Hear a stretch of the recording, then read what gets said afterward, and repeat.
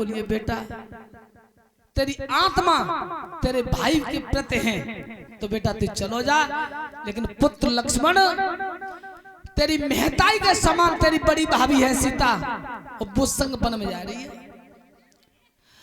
अगर सोने पर सोते वक्त सीता के प्रति सपने में ख्याल गलत आ गया तो बेटा तेरा परलोक बिगड़ जाएगा।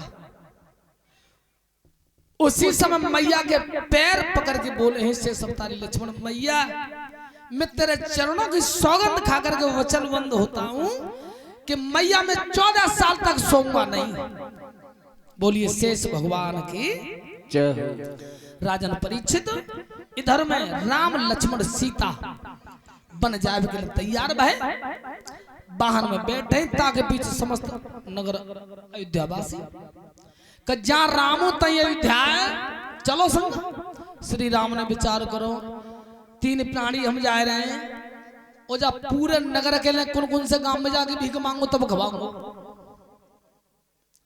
तमसा नदी में पड़ाव लगवा दिया था।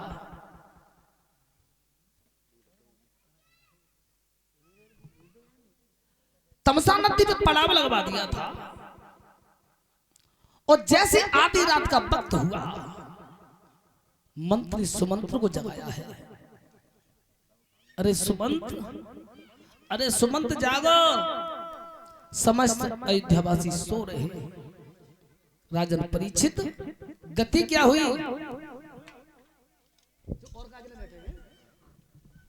क्या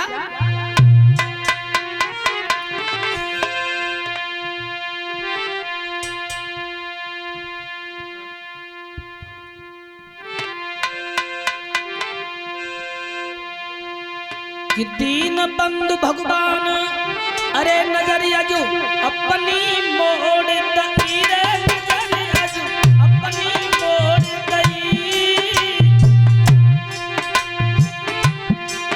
जब बीती आधी रात कपड़ा सोबत छोड़ दई।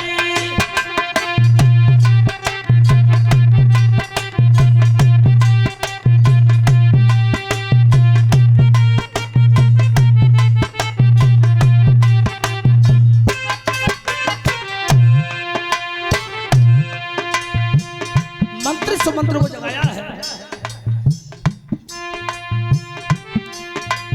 अरे ध्यान जब त्रिलोकी जोड़ा रे ध्यान जब त्रिलोकी जोड़ा।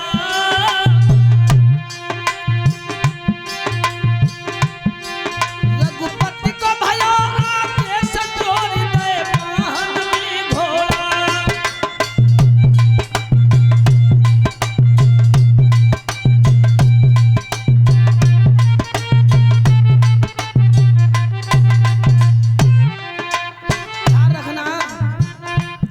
राम लक्ष्मण सीता वाहन में सवार भय नगरी वासी सोते रह गए। इधर सुबह हुआ जब नींद टूटी है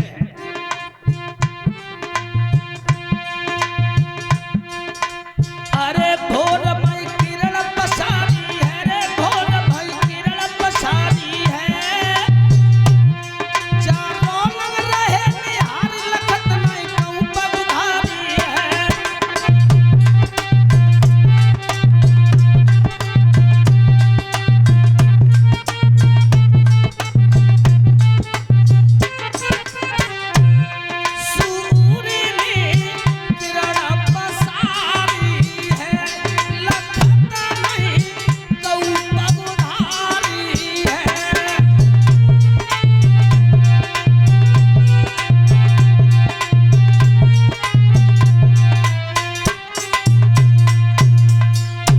रखना नगरी बासी इतो तो देख रहे प्रभु राम कहां गए। मन को महसूस के नगर अयोध्या के लिए वापस हो गए थे। आगे बढ़ के मंत्री सुमंत को लौटा दिया है। राजन परीक्षित इधर में निषाद राज से भेंट हुई है राम की। नदी को पार करके प्रभु श्री राम आगे के लिए बढ़ गए। इधर सबरी से भेंट हुई। दशरथ का देहांत हो गया था, भरत बुलाने के लिए आए हैं। श्री राम तो लौट के नहीं गए, अपने भ्राता भरत से कहा कि लो इन चट्टियों को ले जाओ। भरत रोते हुए नगर के लिए लौट गए थे। श्री सुखदेव जी कहते हैं राजन परीक्षित, इधर पंचवटी पर राम लक्ष्मण सीता निवास किया करते थे और पंचवटी से लंकापति रावण ने सीता का हरण किया है। इधर किष्किंधा पर्वत पर राम और सुग्रीव की भेंट हुई है, मित्रता। श्री राम ने कहा मित्र, मेरी घरवाली को लंकापति रावण हर ले गया है।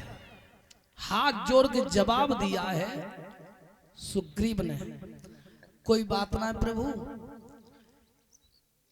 त्याई हल्ले लंकापति रावण ने और हमारी हल्ले हमारे सगे भैया ने, मित्रता पक्की है। बानर सेना को तैयार किया। राजन परीक्षित नल नील की सहायता से दो कारीगर थे।